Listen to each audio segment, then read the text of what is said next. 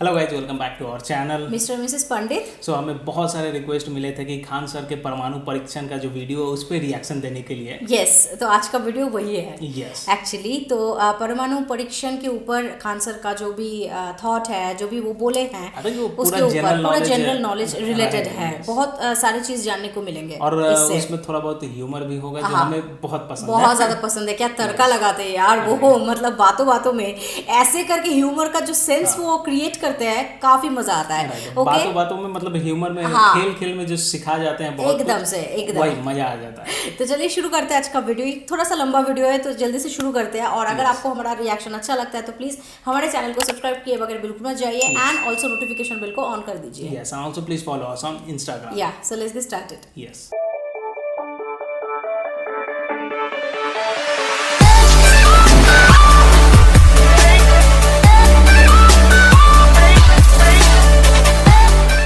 कोई भी प्रधानमंत्री डरे उन लोग को खुली छूटे नहीं देता था कि परमाणु भड़काइए, क्योंकि अगर फूस हो गया, देखिए भड़क के सक्सेस हो गया तो किसी के बाप की औकात नहीं फिर कुछ बोले। भड़का दीजिए उसको, उसके बाद कौन सी बोलता है, ले आओ तो कौन सी नहीं, लेकिन अगर भड़काए और फूस कर गया तब तो पिटा जाएंगे। जापान पर परमाणु बम मार दिया था अमेरिका, जापान चुपचाप देख लिया था। जापान के बाद परमाणु बम रहता ना, अरे बाप रे बाप, उनको तो दिखाया रहता जापान मारा रहता ना जिसका कोई हद नहीं। गलवान में चीन घुसा है ना, छोटा अटल बिहारी वाजपेयी रहते तो बता रहे तो दिखने में बुढ़ा थे अटल बिहारी वाजपेयी। यहाँ पे बड़े बड़े जवान लोग का छक्का छुड़ा देते थे बॉर्डर पे। उन्होंने खुला छूट दिया एपीजे अब्दुल कलाम को, कहा कि आपको हमारे परमिशन की जरूरत ही नहीं है, आपको जो करना है करिए, हमको नहीं, हमको बस परमाणु बम चाहिए, हमारी सरकार रहे चाहे सरकार गिर जाए। और रियलिटी में है, भारत में अटल बिहारी वाजपेयी अगर परमाणु परीक्षण न करते तो भारत पर अमेरिका सैंक्शन नहीं लगाया रहता और अटल बिहारी वाजपेयी की सरकार नहीं गिर जाती। लेकिन अगर वो अपनी सरकार को सोचते तो कोई भी शिक्षक मंच पर खड़ा होकर किसी प्रधानमंत्री का खुलेआम तारीफ नहीं कर सकता, वरना कितने प्रधानमंत्री आए कितने गए किसी के लिए शब्द नहीं निकलता।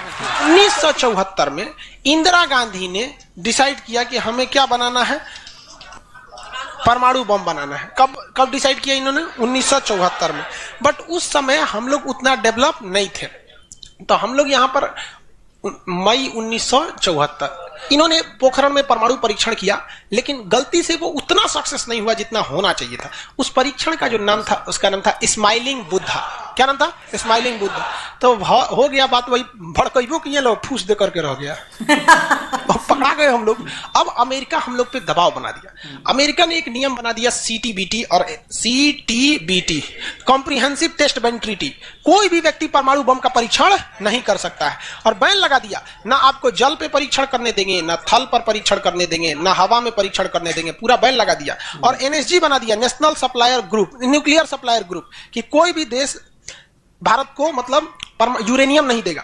तो हम लोग पास यूरेनियम नहीं था, चोरी छुपे हम लोग यूरेनियम मंगाते भी तो CTBT था, परीक्षण करने नहीं देगा। भारत ना NSG को माना है ना CTBT को माना है, और NPT लगा दिया, न्यूक्लियर नॉन प्रोफिलरेशन ट्रीटी, नाभिकीय अप्रसार संधि, की कोई भी देश दूसरे देश को मतलब टेक्नोलॉजी नहीं बेचेगा कि परमाणु बम बनता कैसे। मतलब साला चोट्टा चारों ओर से घेर दिया। कभी कभी गरिया देते हैं यार। क्या हम मशीन थोड़े हैं कि जो सेट कर दिए वही बोलेंगे। देश पे बात आती है तो हम सब भुला जाते हैं। तो दोस्त है ट्रम्प है कि बाइडेन है, सोच रहा बाद में जाते कोनो चीज हो। यहाँ पहले हमको मतलब तुम बनाओ परमाणु बम, कोई दिक्कत नहीं, हम लोग दिवाली वाला धुकधुकुआ बनाएंगे। मतलब NPT क्या कहता है? न्यूक्लियर नॉन प्रोफिलरेशन ट्रीटी, नाभिकीय अप्रसार संधि, कि कोई देश दूसरे देश को परमाणु टेक्नोलॉजी नहीं देगा। NSG, कोई देश मतलब बिना परमिशन, NSG के बिना मीटिंग के मतलब यूरेनियम सप्लाई नहीं करेगा। और यूरेनियम उसी को सप्लाई करेगा जिसने CTBT पर साइन किया कि हम परमाणु बम का परीक्षण नहीं करेंगे। जी भाई साहब, परीक्षा माने बम बना के क्या कर लेंगे? मान के चलिए हमारे पास टेक्नोलॉजी आ गया, ठीक है, और NSG से हम सप्लाई करके यूरेनियम भी ले लिए। NPT कहता है बम में परीक्षण नहीं करने देंगे। तो भाई बना के रखने से थोड़े होता है, एक बार पटके उठके तब ना समझ में आएगा काम कर रहा है कि नहीं। पता चला बना के रख लिया, युद्ध में पटके तो धुआं देके रह गया। तो एक बार परीक्षण मतलब चारों ओर से हम लोग को घेर दिया। अब भारत वाले वैज्ञानिक भी तो मतलब है सब उसी हिसाब के ना। भारत वाले ने कहा कि एक काम कीजिए, एक समझ में नहीं आ रहा है, अमेरिका से कहिए तू हमारे यहाँ परमाणु बिजली घर लगाओ। तो इंदिरा गांधी थी ना, अमेरिका को फुसला दी, कहीं कि देखिए ना गुजरात में हमारा तारापुर जगह है, वहां परमाणु बिजली घर लगाना है, उसमें बिजली बनेगा, लाइट बत्ती जलेगा। आप बिजली घर लगाइए। सुने हैं कि 300 करोड़ का खर्चा आता है, जबकि 200 करोड़ का खर्चा आता था। तो अमेरिका लपलपा गया कि अरे दादा बिना मोलाई तो रेट बढ़ा दी है। अच्छा हाल है भाई, महिला मोलाई ना करे, ऐसा हो सकता है? महिला को कोनो सामान फ्री में कहेंगे तो कहेगी 2 गो दे दो।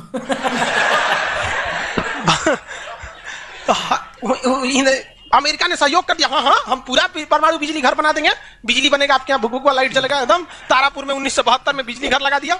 अब बिजली घर चलेगा कैसे? इंदिरा गांधी कहा यहाँ यूरेनियम नहीं है, एक काम कीजिए जो बिजली घर लगा है ना उखाड़ के ले जाइए अपना, ठेका कैंसिल। कहा अरे पगली कही तो पैसा दे, पैसा कौन चीज है तू, कौन सी तू बनी ले एनएसजी कि हम यूरेनियम नहीं देंगे। कहा अच्छा तुमको दे देंगे, कोई दिक्कत नहीं। अब वो यूरेनियम लिया था हमें बिजली घर में भड़काने के लिए। अरे भैया तू ले आओ ना, हम लोग ने डिसाइड करेंगे इसको भड़काना किधर है।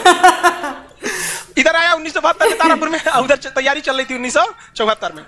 हम लोग ने उसमें से निकाल के इसमें भड़का दिया।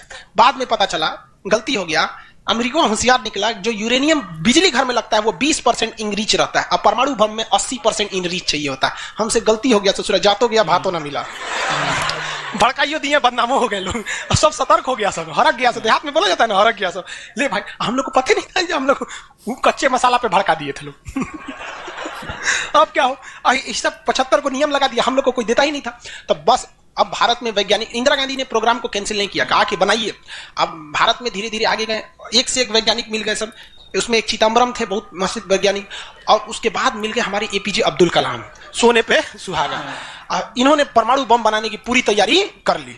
अब तब तक लेकिन कोई भी प्रधानमंत्री डरे उन लोग को खुली छूटे नहीं देता था कि परमाणु भड़काइए, क्योंकि अगर फूस हो गया, देखिए भड़क के सक्सेस हो गया तो किसी के बाप की औकात नहीं फिर कुछ बोले, भड़का दीजिए उसको। उसके बाद कौन चीज बोलता है, ले आ तो कौन चीज नहीं, लेकिन अगर भड़काए और फूस कर गया तब तो पिटा जाएंगे। जापान पर परमाणु बम मार दिया था अमेरिका, जापान चुपचाप देख लिया था। जापान के बाद परमाणु बम रहता ना, अरे बाप रे बाप, उनको तो दिखाया रहता, जापान मारा रहता ना जिसका कोई हद नहीं। मजबूरी हो गई थी, तो भारत के सामने यही रास्ता था कि भैया अगर भड़का दिए और अगर सक्सेस नहीं हुआ तो इस बार माफी मिलने वाला नहीं है, क्योंकि 1974 में एक बार माफ कर दिया था। लेकिन अटल बिहारी वाजपेयी का जब नेतृत्व आया प्रधानमंत्री का, तो अटल बिहारी वाजपेयी ने कह दिया था भैया कुछ भी हो जाए, कुछ भी हो जाए, हमारा देश रहना चाहिए। आज के नेता रियलिटी बताते हैं। अटल, हम और आप उस पीढ़ी में से हैं जिन्होंने एक साथ दो महापुरुष को अपने देश में देखा, राष्ट्रपति के रूप में एपीजे अब्दुल कलाम और प्रधानमंत्री के रूप में अटल बिहारी वाजपेयी। और यह सौभाग्य पृथ्वी पर अब किसी को नहीं मिलने वाला है, क्योंकि ये ऐसे लोग थे जिनका अपना परिवार बाल बच्चा कुछ नहीं, देश ही समझा, मतलब देश है यहाँ पे, और कुछ नहीं। यहाँ पे गलवान में चीन घुसा है ना, छोटा अटल बिहारी वाजपेयी रहते तो बता रहे, तो दिखने में बुढ़ा थे अटल बिहारी वाजपेयी। यहाँ पे बड़े बड़े जवान लोग का छक्का छुड़ा देते थे बॉर्डर पे। उन्होंने खुला छूट दिया एपीजे अब्दुल कलाम को, कहा कि आपको हमारे परमिशन की जरूरत ही नहीं है, आपको जो करना है करिए, हमको नहीं, हमको बस परमाणु बम चाहिए, हमारी सरकार रहे चाहे सरकार गिर जाए। और रियलिटी में है, भारत में अटल बिहारी वाजपेयी अगर परमाणु परीक्षण न करते तो भारत पर अमेरिका सैंक्शन नहीं लगाया रहता और अटल बिहारी वाजपेयी की सरकार नहीं गिर जाती। लेकिन अगर वो अपनी सरकार को सोचते तो कोई भी शिक्षक मंच पर खड़ा होकर किसी प्रधानमंत्री का खुलेआम तारीफ नहीं कर सकता, वरना कितने प्रधानमंत्री आए, कितने गए, किसी के लिए शब्द नहीं निकलता है। तो इतिहास हमेशा याद रखिएगा, आपको न्यौछावर करना पड़ेगा। यहाँ पर ऐसे चमचागिरी करने से किसी का नाम लेता आदमी है, लेकिन विरोधी भी जिनका नाम लेते हैं, ऐसे महापुरुष थे अटल बिहारी वाजपेयी, एपीजे अब्दुल कलाम। कोई है जो गिर जाएगा? हाँ, उससे अपने बेचारा शर्मा जाएगा, किसको बोले। उन्होंने खुला छूट दिया और कहा कि जो करना है करिए। एपीजे अब्दुल कलाम कहे ठीक है, लेकिन अमेरिका को पता चल गया कि सोचा एपीजे अब्दुल कलाम चल गया वहां, ये पक्का सफल कर देगा, तो उसने उसके ऊपर ना सैटेलाइट छोड़ दिया। अमेरिका से सैटेलाइट छोड़ा और भारत के ऊपर निगरानी करने के लिए। अब यही गलती कर दिया अमेरिका से। सुना, एपीजे अब्दुल कलाम को फुसलाने के लिए नासा बुलाया, आइए ना, आइए नासा आइए। तो एपीजे अब्दुल कलाम चल गए और कहा कि देखिए देखिए कितना बड़ा बड़ा मशीन है नासा में, ऐसा ना इंडिया में है, टूटल फूटल स्टेपलाइजर रख ले रहता है, स्टेपलाइजर का नट उड़ जाता है तो पिलास से दाब के करता है। कहा वहां वैज्ञानिक बने, यहाँ आइए हम आपको नासा का हेड बना देंगे। यहाँ पर कहा कि ठीक है, हम नासा का हेड हम क्या करेंगे, हमारा कौन है, ना बाल बच्चा ना कुछ, एक चीज है मेरे लिए, मेरा दुनिया में कुछ नहीं है, केवल और केवल मेरी भारत माँ है, आप वो भी छीन लेंगे हमसे, ऐसा थोड़े हो सकता है। उन्होंने कहा नहीं, और यहीं से उससे गलती हो गया। वहीं पर उन्होंने देख लिया था कि अमेरिका ने भारत के ऊपर क्या लगा रखा है, सैटेलाइट मॉनिटरिंग के लिए, और वहां पे उसने अमेरिका की सबसे बड़ी गलती हो गई। यहां आने के बाद उन्होंने बता दिया, देख भैया हम जो काम कर रहे हैं ना, सारा अमेरिका क्या कर रहा है, सैटेलाइट से देख रहा है। तो सब वैज्ञानिक का असर ले, भड़काने से पहले तैयारी करना पड़ता है 1.5-2 महीना की। अब क्या किया जाए, तो कहा कि देखो भाई, इस अमेरिका का जो सैटेलाइट जाता है ना, दोबारा घूम के आने में ना लगभग 1-1.5 घंटा का गैप हो जाता है। इसी बीच में जो करना है करो। कहा कि 1.5 घंटा में कौन सी करेंगे। तो अटल बिहारी वाजपेयी ने खुला छूट दिया था किसको, एपीजे अब्दुल कलाम। एपीजे अब्दुल कलाम ने कह दिया ना कि एक काम कीजिए, ऐलान कर दीजिए कि यहां मिलिट्री एक्सरसाइज होने जा रहा है, सेना यहाँ युद्ध अभ्यास करेगी, कैसे युद्ध लिया जाता है, एकदम ओरिजिनल युद्ध का मैदान। अब युद्ध में कहीं घर बन रहा है तो कोई पूछ रहा है काहे लिए बन रहा है, इसी पे जब बम मार के प्रैक्टिस करेंगे। घर नहीं बन रहा था, वो इसलिए बन रहा था कि परमाणु बम कितना खतरनाक होगा। लोगों को लगा कि फौज इस पे मार के देखेगी कितना तबाही मचा रहा है। भाई साहब बकलोल, वो तैयारी अब्दुल कलाम ने करवा रहे थे कि जब फोड़ेंगे तो देखेंगे घर उधिया रहा है कि नहीं। तो लोगों को लगा मिलिट्री एक्सरसाइज कर रही है, सब चीज काम हो गया। लेकिन अमेरिका को कहीं ना कहीं भनक लग गया, क्योंकि हर घर में सतयुग से कलयुग तक साले विभीषण हर जगह मिलते हैं। एकदम भारत में कोनो जाके कह दिया वहां पर तो भनक लग गया। तो अमेरिका ने उस सैटेलाइट की टाइमिंग घटा दी। जो घंटों का गैप रहता था वो चंद मिनटों का गैप रह गया, 20-20 मिनट का गैप रहता था। लेकिन इन लोगों ने अपना काम निपटा के रख दिया था। लेकिन समस्या ये थी ना कि सब चीज तो बन के रेडी हो गया, हर चीज रेडी हो गया, लेकिन अगर परमाणु बम फोड़े और फूस दे करके रह गया, समस्या यही थी। भड़क गया तो टेंशन ही नहीं था। तब क्या किया गया, सैटेलाइट हुआ तो रहेगा। तो अटल बिहारी वाजपेयी का पूरा छूट था, एपीजे अब्दुल कलाम को इनको टेंशन ही नहीं था। उन्होंने कह दिया अटल बिहारी वाजपेयी से कि काम करते हैं हम अब आ गया, हम मई में इसका बम फोड़ देंगे कोनो दिन में, 9 तारीख चाहे 11 तारीख कोनो दिन हम फोड़ देंगे। तो कहें कि भाई आपको जो करना है करिए ना, हमको मत बताइए, हमको बस परमाणु बम चाहिए, बाकी अमेरिका कौन चीज करेगा हम देख लेंगे यहाँ पर। तो अटल बिहारी वाजपेयी से खुला छूट मिल गया। अब इन्होंने 9 मई 1998 डेट क्या कर दिया, डिसाइड कर 2 दिन किया था, एक 9 मई को भी, फिर 11 मई को। पहले 11 मई 1998 शक्ति 98 कोड नाम था। जैसे अमेरिका का सैटेलाइट गुजरा, पूरी तरह से कैलकुलेशन हो गया था कि कैसे कैसे होने वाला है। अमेरिका का सैटेलाइट जैसे गुजरा, तुरंत यहां पे भारत का परमाणु बम को ब्लास्ट किया गया। और जैसे ब्लास्ट हुआ तो जो मिलिट्री एक्सरसाइज कर रही थी उसको तो भेज दिया गया था 2 दिन पहले ही। जो बिल्डिंग बनाई थी वो खाली पड़ा था, धाए दे गायब हो गया बिल्डिंग, पूरा धुआं हो गया, पूरा भयानक। अब परमाणु बम क्या हो गया, लगभग सफल हो गया।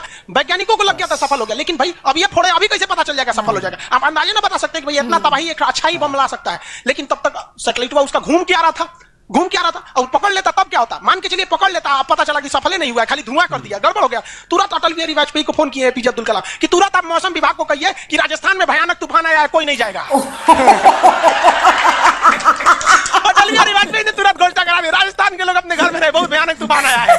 अब उसका सैटेलाइट आ रहा है, देख रहा है धुआं हुआ है, तुरंत मैसेज भेजा नासा में, धुआं हो गया यहाँ पे। कहीं मतलब धुआं हुआ, तूफान आया है,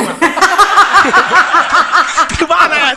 वहां से चला गया तो परीक्षण देखा गया, एकदम सक्सेस, अब टेंशन नहीं है, एक और फोड़ दो, 2 को फोड़ दिया गया, पूरी तरह से सक्सेस हो गया। और ससुरा अमेरिका को अभी तक पता है कि वहां तूफान आया है, अरे वहां दूसरा तूफान आया है।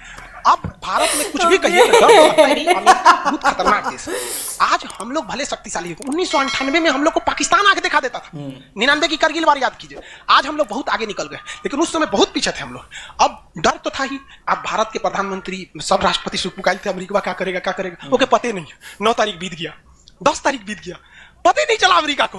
अटल बिहारी वाजपेयी अब्दुल कलाम से पूछे कि महाराज तो सोचा कुछ सुख ये नहीं रहा तो करे ओकरा पते ना चलो। एक काम करते हैं, आप धड़ल्ले से फोड़ देते हैं, क्या फायदा है हम। तो फिर 11 मई को 3 और फोड़ दिए, 2 गायब करके। जैसे परमाणु बम निकला धाम से फोड़े, पता ही नहीं चला। दूसरा, लेकिन भाई धड़ाधड़ 5 को फोड़ दीजिएगा तो पता चल जाएगा कि नहीं पता चल।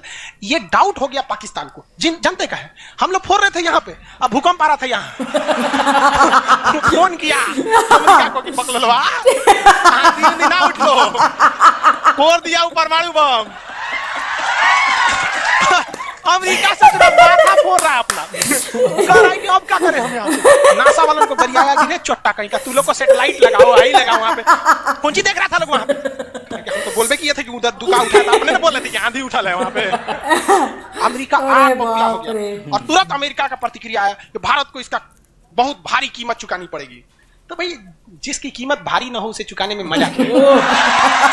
और अमेरिका ने खुलेआम भारत को ललकार दिया कि अमेरिका कभी भी इस बात को स्वीकार नहीं करेगा कि भारत एक परमाणु संपन्न देश है। भारत को कभी भी अमेरिका इस बात की मान्यता नहीं देगा। अटल बिहारी वाजपेयी ने भी कॉन्फ्रेंस तुरंत मीडिया के सामने आए और कहे कि जो चीज हमारे पास है उसके लिए हमें किसी के प्रमाण की कोई आवश्यकता नहीं है। और जिस देश को यह लगता है कि हमारे पास परमाणु बम नहीं है या जिन देश को हम पर शक है वो आ जाना युद्ध के मैदान में बताएंगे। अब पूरी तरह तबाह हो गया यहाँ पे।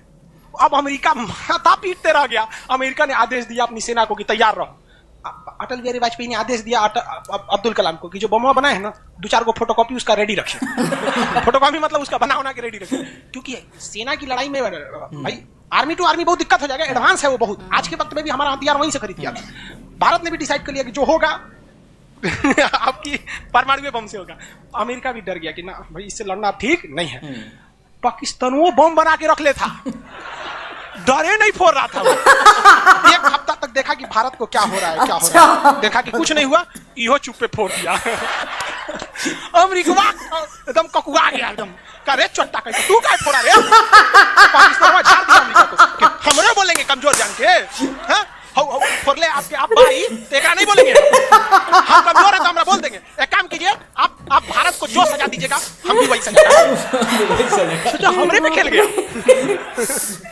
हम ही लोग पे खेल गया पाकिस्तान। अब भाई अमेरिका टेंशन में आ गया। अमेरिका ने भारत पर एम्बार्गो और प्रतिबंध लगा दिया, जैसे अभी सऊदी अरब पे प्रतिबंध लगा दिया, कल के वीडियो में बताए थे, सऊदी अरब का डस्टबिन बना दिया वहां के। तो वहां पर अमेरिका ने भारत पर प्रतिबंध लगा दिया, कोई देश भारत से सामान नहीं खरीदेगा, जो जो चीज जरूरत की थी सब चीज पर बैन लगा दिया। भारत की अर्थव्यवस्था डूब गई, पाकिस्तान की भी अर्थव्यवस्था डूब गई, लेकिन भारत को बचा लिया भारत के 55 लाख कुशल कारीगर जो विदेशों में काम करते हैं। आप प्रतिबंध लगाइएगा भी तो पूरी दुनिया का कारखाने ठप हो जाएंगे, क्योंकि हर जगह भारत के वहां वर्कर काम करते हैं। और अमेरिका या सीबीएसई वाले जो वर्कर होते हैं वो स्पेशलिस्ट होते हैं, पेंट मारता है तो पेंटे मारेगा। भारत का मिस्त्री मल्टी टैलेंटेड होता है, पेंट मार रहा है उसको एक काटी ठोक दो तो बिजली वाला काम कर दे, तो हाँ तार ये सही है, मल्टी टैलेंटेड होता है और काम भी बहुत ज्यादा करता है। काम हम जब 5 बजे कर देगा तो आदमी अच्छा बोरा नीचे उतार दे, तो ये सब बड़ी काम कर देता है, मेहनती होता है सर, कोई दिक्कत नहीं है उन सब में। खाना नहीं भी है तो कोई दिक्कत नहीं, निकालेगा कोई नहीं है, चालू। तो पूरी दुनिया से भारत को पैसे आ रहे थे, पूरी दुनिया भारत में क्या, भारत के हजारों वर्कर लाखों काम कर रहे थे, भारत में पैसा आ रहा था, तो हमारी अर्थव्यवस्था पे उतना भयानक प्रभाव नहीं पड़ा। लेकिन पाकिस्तान की अर्थव्यवस्था तबाह हो गई। इसकी यहाँ के कोई वर्कर को ले भी नहीं जाता है, अरे छोटा कम मार करेगा कोई, ठीक है नहीं है यहाँ पर। ये सब इतने बड़े बैल होते हैं पाकिस्तान वाला। अगर पाकिस्तान के एक मोहल्ला से 5 आदमी विदेश गया है ना, वहां अच्छा से हंसी खेसी से ड्यूटी कर रहा है, अगर उसके परिवार में यहाँ झगड़ा होगा ना तो दोनों वहां झगड़ा कर लेगा सर, तो अब्बा काहे मर लो हमरी खाला को। पूरी तरह से बर्बाद हो गई। अब पाकिस्तान के साथ अजीब सी दिक्कत था, अमेरिका अर्थव्यवस्था बर्बाद कर दी, लेकिन पाकिस्तान भाई साहब हरामियों में नोबेल पुरस्कार मिलता तो हर साल यही लाता। इसने कहा कि एक काम करते हैं, अमेरिका ने हमको ऐसा बर्बाद किया है कि परमाणु बम होने के बावजूद हम तड़प के रह जा रहे हैं, हम भी अमेरिका को तड़पाएंगे। यह कहता है ना कि हम किसी से खरीद नहीं सकते हैं, व्यापार नहीं कर सकते, एक काम करते हैं हम परमाणु बमें बेचते हैं। सचरा उत्तरी कोरिया को बेच दिया, किंग जोंग पगला को देखे उसका टेक्नोलॉजी पाकिस्तान दिया है, सद्दाम हुसैन को, ईरान को, सबको बेचने लगा। सारा थ्योरी ले आके देखता था कि देखिए ऐसे ऐसे परमाणु बम बनता है, लीजिए 20 करोड़ दीजिए जाइए। अब अगला हिसाब 1 महीना तो काटेगा आदमी, अगला हिसाब देखे अमेरिका कर रहा है, पाकिस्तान में छोटा क्या कर रहा है, क्या कर रहा है, मरे हम भूखे मरे, आप प्रतिबंध हटा दीजिए नहीं तो हम इसको फेसबुक पे डाल देंगे।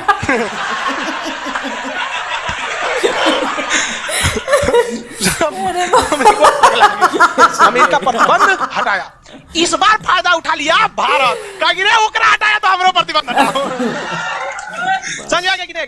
तो गलती से भी अगर हम लोग जब भी एक दूसरे का अंतर्राष्ट्रीय मंच पर साथ दिए हैं ना तो दोनों को फायदा हुआ है, लेकिन ये चुट्टा उसको समझ में नहीं आता है। अभी भी अगर वो शांति से रहेगा ना तो बहुत आगे जाएगा, और अशांति से रहेगा तो एकदम में आगे चल जाएगा।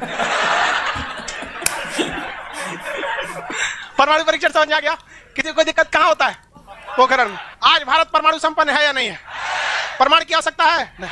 अब अमेरिका केस कर दिया भारत, कहा कि आपने न्यूक्लियर प्रसार संधि तोड़ा है, भारत ने कहा हम नहीं तोड़े, हमने किसी से संधि मंगाया ही नहीं है, हमारे खुद के वैज्ञानिकों ने खुद बनाया है। और ये बात खूब एपीजे अब्दुल कलाम ने बोला था। कौन सी बोलता है चुराए हम बन ले, बताए कैसे बनता है।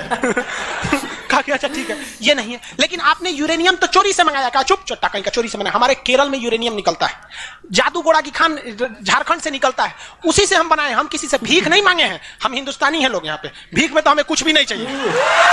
तो एनएसजी कहा कि अभी तब कहा अब कौन सी पे मुकदमा ठोके, तब इस पे ठोक दिया भारत पे, आपने परमाणु परीक्षण किया क्यों है। भारत ने ये मुकदमा जीत लिया, जानते हैं कैसे, कहा कि कैसे, हमने तो कोई नियम नहीं तोड़े। सीटीबीटी कहता है पानी में नहीं फोड़ सकते हैं, जमीन पे नहीं फोड़ सकते हैं, हवा में नहीं फोड़ सकते, हम जमीन के अंदर फोड़ रहे हैं।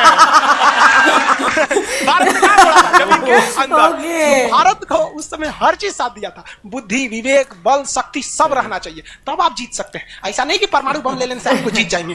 कब कैसा सिचुएशन था, आंधी आया है, परमाणु बम फूट गया, तो हर चीज बहुत बहुत कांड हुआ यहाँ पे। बाद में अमेरिका को समझ में आ गया कि नहीं हो सकता है, अब भारत को ना ही नहीं कर सकते। वो गया जमाना जब हमारे ऊपर किसी का शासन हुआ करता था। आज भी भारत में बस जाति पात खत्म हो जाए, ऊंच नीच पे लड़ना खत्म हो जाए, और Congress BJP high party how party मतलब नेतागिरी खत्म हो जाए, तो सोचिए ना हमारे पास कमी। एग्जैक्टली। सीरियसली सारे जहां से अच्छा हिंदुस्तान हमारा। मुझे हमेशा मतलब खान सर का वीडियो देखने के बाद मुझे यही फील होता है। मुझे इतना गर्व महसूस होता है, कितनी सारी चीज़ें हैं जो हम नहीं जानते थे, या फिर शायद उस टाइम हमारे बुक में उतना नहीं था, हिस्ट्री बुक में इतना सारे चीज़, हिस्ट्री नहीं ये ज्योग्राफी है एक्चुअली हम लोग उतना डेप्थ था। में नहीं था पर उतना डेप्थ में नहीं था, और आइडिया भी नहीं था। परमाणु बोल कर एक मूवी था, जॉन अब्राहिम है, उसमें कुछ झलक है, मुझे याद आ रहा था उसमें उस टाइप से वो कुआं के अंदर वो लोग कुछ टेस्टिंग कर रहा था। अच्छा। पूरा मैं मूवी नहीं देखा, अब देखूंगा। ये सब इस टॉपिक के ऊपर ही होगा। मतलब क्या कुछ नहीं हुआ था, है ना हमारे साथ, मतलब ये तो वो तो ये, कुछ ना कुछ तो लगा रहता ही था हमेशा से। एंड हम हर जो कठिनाई है सबको पार करके तोड़ के हम आगे बढ़े हैं, और अभी शायद इंडिया इतने आगे पहुंच गए कि मतलब कितने सारे कंट्री का छुट्टी छुड़ा दिए एकदम से। बहुत स्टेबल पोजीशन पे, बहुत ज्यादा, बहुत स्टेबल पोजीशन पे है रियली। एंड उस टाइम 1998 या जब का टाइम ये बोल रहे थे, उस टाइम कुछ भी नहीं था हमारे पास, ना इकोनॉमी था, ढंग का नहीं था, ना जो भी ये था पूरा एकदम धंस गया था ना। ये खुद ही बोल रहे थे उस टॉपिक में, मतलब उस सिचुएशन को पार करना भी बहुत बड़ा चैलेंजिंग सिचुएशन था। उस टाइम जो प्रधानमंत्री या राष्ट्रपति थे, सीरियसली उन जैसा कोई हो ही नहीं सकता रियली। एपीजे अब्दुल कलाम, ये कॉम्बो ही है रियली, ये कॉम्बो ही पूरे वर्ल्ड में नहीं बन सकती। ये जो बोले ना एकदम पूरे एकदम क्या बोले 16 आना सच बात बोले कि ऐसा कॉम्बो कभी बन ही नहीं सकता। कॉम्बिनेशन और कोई अब किसी अपने जिंदगी में कभी देख ही नहीं सकता, नहीं देख सकता, क्योंकि एक इतना टैलेंटेड बंदा प्रेसिडेंट है, और उसको नासा से भी ऑफर मिला, बट वो कभी एक्सेप्ट नहीं किया। क्या बात बोले ना, कितने अच्छे से बोले कि मेरे पास तो कोई नहीं, कितने मेरे पास माँ है। माय गॉड, मतलब एपीजे अब्दुल कलाम सर, आपको मतलब क्या बोले, शतों कोटि नमस्कार इन बंगाली आई एम टेलिंग। मुझे बहुत अच्छा लगता है, बहुत ज़्यादा अच्छा लगता है उनके बारे में पढ़ना, उनके बारे में जानना, उनके इन्वेंशंस के बारे में जानना, उनके जो देश प्रेम है उस सब के बारे में जानना। खान सर के मुंह से सुनने में और ज़्यादा अच्छा लगता है, हम डीप में पहुंच जाते हैं पूरा, क्योंकि वो हिलेरियस कुछ हिलेरियस जो है हमारे बिहारी टोन पे जो बोलते हैं वो सुन करके बहुत मजा आता है, और अच्छे दिमाग में अच्छे से घुसता भी है। yes. तो क्या होता है कि बहुत सारे ऐसे स्टूडेंट भी हैं, उन लोगों के भी याद करने में, मेमोराइज करने में बहुत इजी होगा। हाँ, ये जो टर्म्स है ना, सीटीबीटी, फिर एनटीआर, ये सब टर्म्स भी तो एग्जाम्स के लिए बहुत ज्यादा इंपॉर्टेंट है। ऐसे हंसी हंसी में बोलेंगे तभी जाके दिमाग में बैठेगा, क्योंकि तभी एक सही मैं बोलूँ तभी एक ज्यादा इंटरेस्ट लगेगा। जस्ट एक थ्योरेटिकल एक बोर्ड में ये हुआ था, पढ़ा देने से दिमाग में नहीं घुसता। मेरे दिमाग में तो नहीं घुसता। ग्रेट टीचर, इसीलिए he is a great teacher. इनको पता है कि कैसे स्टूडेंट के मन के साथ कनेक्ट हो पाएंगे, इनको पता है कि कैसे तरीके से बोलने से पूरे स्टूडेंट लोग सब एंजॉय करते करते पढ़ेंगे। राइट रियली, मतलब ये परमाणु के बारे में बहुत कुछ जानने को मिला, कौन कौन से साल में क्या हुआ, क्या नहीं हुआ, सब कुछ, क्या क्या कठिनाई आई थी, और क्या क्या बेनिफिट हमें मिला, और कितना यूएस हमारे ऊपर दबाव लगाया था, और हमारे ऊपर दबाव मतलब हम जो परमाणु टेस्ट किए उसका बेनिफिट पाकिस्तान भी उठाया वो भी उठा लिया। और वो जो परमाणु बम जो फोड़े उसमें सबको फोन करके बताना कि हाँ यहाँ पे तूफान आंधी चल रहा है, वो भी सैटेलाइट लगा के भी कुछ नहीं कर पाए। स्ट्रैटेजी आप देखिए, यही होते स्ट्रैटेजी। रियली सुपर्ब यार, सुपर्ब। आज बहुत कुछ जानने को मिला, बहुत अच्छा लगा यार। इतनी लंबी वीडियो है फिर भी लगा ही नहीं कि थक गए हैं या फिर बोरिंग लग रहा, nothing like that. Really awesome and clap for Khan sir, he is awesome and क्या बोले, और इसलिए हमें बहुत मजा आता है बहुत ज्यादा। मतलब हंसी हंसी मजाक में हमें बहुत कुछ सीखने भी मिल जाता है। एकदम एकदम। अगर आपको हमारा रिएक्शन अच्छा लगे तो हमारे चैनल को सब्सक्राइब किए बगैर बिल्कुल मत जाइए। वीडियो पे लाइक बटन पर क्लिक करके एक लाइक कर दीजिए एंड शेयर कर दीजिए अपने दोस्तों के साथ, फैमिली के साथ। फिर मिलते हैं कोई नेक्स्ट वीडियो के साथ, तब तक के लिए बाय।